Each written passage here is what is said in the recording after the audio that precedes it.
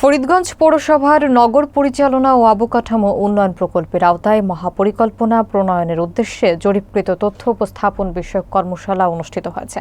বিস্তারিত দেখুন আব্দুস সোবাহান লিটনের তথ্যচিত্রে।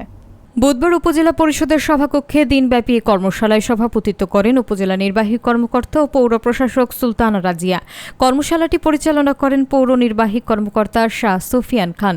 জরিপ তথ্য উপস্থাপন করেন প্রকল্প সহযোগী প্রতিষ্ঠান শেলটেকের সিনিয়র কনসালটেন্ট ও নগর পরিকল্পনাবিদ আল আমিন নূর। বিশেষ অতিথি হিসেবে বক্তব্য রাখেন সাবেক পৌর প্রশাসক ও মেয়র মঞ্জিল হোসেন পাটোয়ারি ও ফরিদগঞ্জ প্রেস ক্লাবের সভাপতি মামুনুর রশিদ পাঠান। কর্মশালায় আরও বক্তব্য রাখেন পৌরসভা নির্বাহী প্রকৌশলী আব্দুল কাদের, ইউএইচএফপিও ডাক্তার আসাদুজ্জামান জুয়েল, উপজেলা প্রকৌশলী আবরার আহমদ, সমাজসেবা কর্মকর্তা মাহমুদুল হাসান, যুব উন্নয়ন কর্মকর্তা মেজবা উদ্দিন সহ স্থানীয় গণমাধ্যম কর্মী ও বিভিন্ন ওয়ার্ডের প্রতিনিধিরা। সবার অংশগ্রহণে কর্মশালাটি ফরিদগঞ্জ পৌর এলাকার উন্নয়ন পরিকল্পনায় একটি গুরুত্বপূর্ণ দিক নির্দেশনা হিসেবে কাজ করবে বলে আশাবাদ ব্যক্ত করা হয়। সবাইকে আবার স্বাগত জানাচ্ছি। আমি আশা করছি আপনারা সবাই যার যার মতামত উপস্থাপন করবেন। প্রথমে আমাদের যে এক্সপার্ট টিম আছে তারা আমাদের দিক নির্দেশনা প্রদান করবেন এবং সেই অনুযায়ী আমরা আমাদের মতামত উপস্থাপন করব। আমি 7 জন থেকে 11 জন সুপারকে নিয়োগ দিয়ে আমি পৌরসভা চালিয়েছিলাম।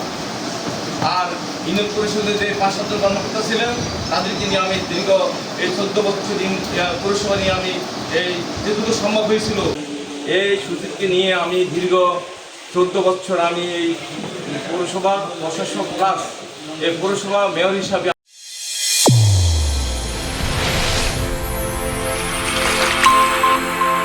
চ্যানেল A1 হৃদয়ের স্পন্দন।